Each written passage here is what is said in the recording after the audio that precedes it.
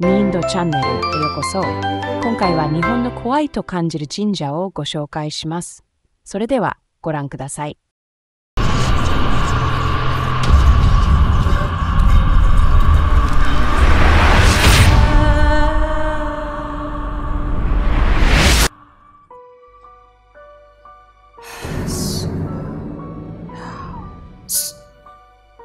Pada umumnya tempat-tempat ibadah identik sebagai tempat suci yang memberikan kedamaian bagi para umat yang datang untuk beribadah. Rupanya ada pula berbagai kisah misterius dan kepercayaan warga Jepang terhadap beberapa kuil di negeri Sakura yang menyimpan kisah menyeramkan. Berikut adalah kuil-kuil menyeramkan yang dimaksudkan.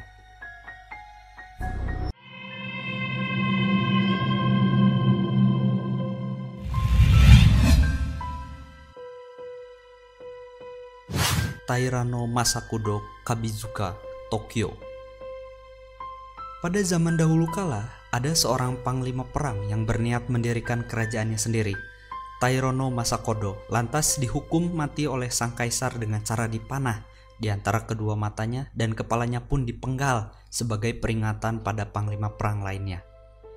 Kepala Masakodo disebut-sebut sering terlihat terbang meninggalkan tempatnya yang dipajang di Kyoto untuk mencari tubuhnya. Hingga akhirnya setelah jatuh di Tokyo, warga sekitar yang ketakutan pun menguburnya di tempat yang kini dikenal sebagai Masakodo no Kazibuka, yaitu gundukan kepala Masakodo, dengan sebuah monumen yang didirikan pada tahun 1309 di atas kuburan roh yang haus.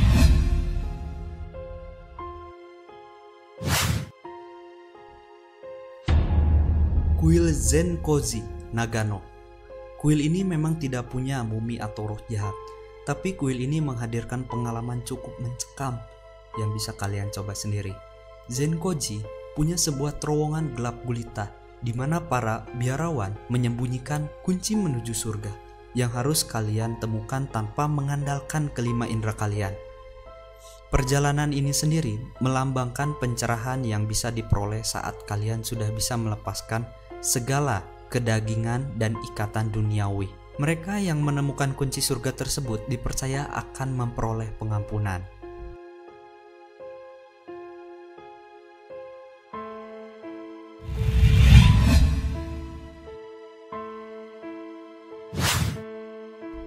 Kuil Oiwa Inari Tamiya, Tokyo, menyimpan salah satu cerita hantu yang mungkin paling dikenal di Jepang.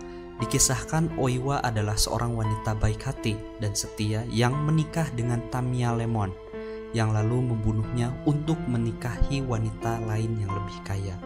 Arwah Oiwa yang dendam bertekad untuk menghancurkan pernikahan tersebut dengan membuat Lemon membunuh calon istri barunya dan keluarganya.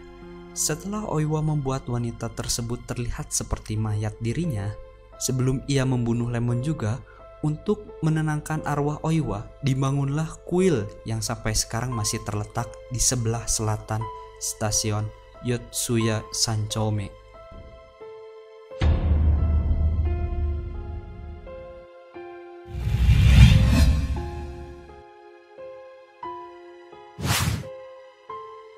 Boneka Okiku di kuil Manenji, Hokkaido. Tidak diapa-apakan saja, boneka Jepang memang mungkin sudah cukup menyeramkan, apalagi kalau seperti boneka Okiku yang disimpan di dalam sebuah kotak di kuil Manenji di kota Iwamizawa di bagian timur Laut Sapporo di Hokkaido. Ada banyak variasi kisah seputar kedatangan boneka tersebut, namun semuanya melibatkan gadis bernama Kiku dan Okiku yang meninggal. Lalu keluarganya membawa boneka ke kuil tersebut. Percaya atau tidak, rambut boneka Okiku dipercaya telah tumbuh hingga sepanjang 25 cm sejak pertama kali ia dibawa ke kuil Manenji.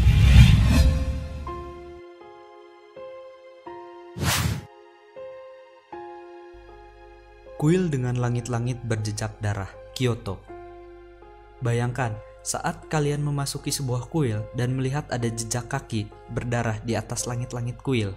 Ya, jejak-jejak darah sungguhan ini bisa ditemukan antara lain di kuil Yogen-in dekat Sangjusan Gedo, kuil Genko-an di utara Universitas Bukyo, dan kuil Hosen-in di sebelah utara Ohara.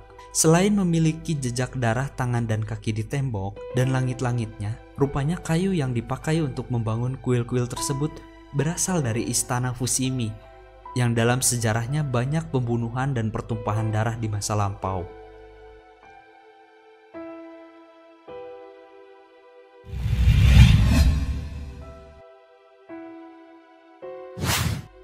Mumi-mumi biarawan Yamagata.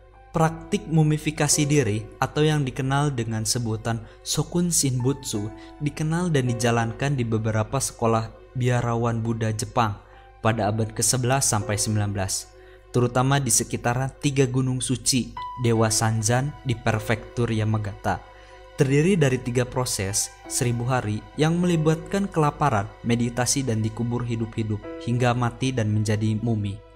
Praktik ini dulunya dipercaya membantu para biarawan mencapai pencerahan sejati, dan para biarawan yang melakukan ini dihormati dan disembah sebagai Buddha yang hidup.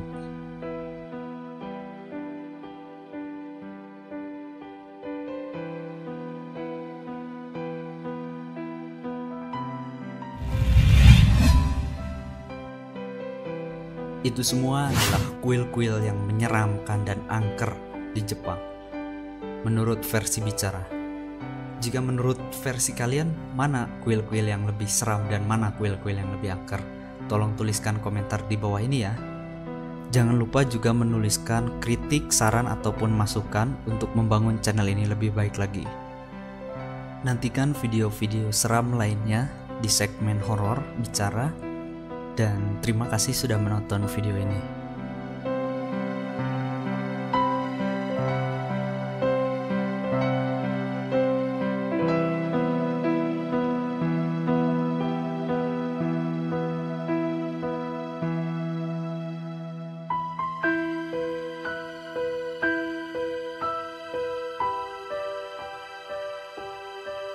最後まで動画をご覧いただきありがとうございます。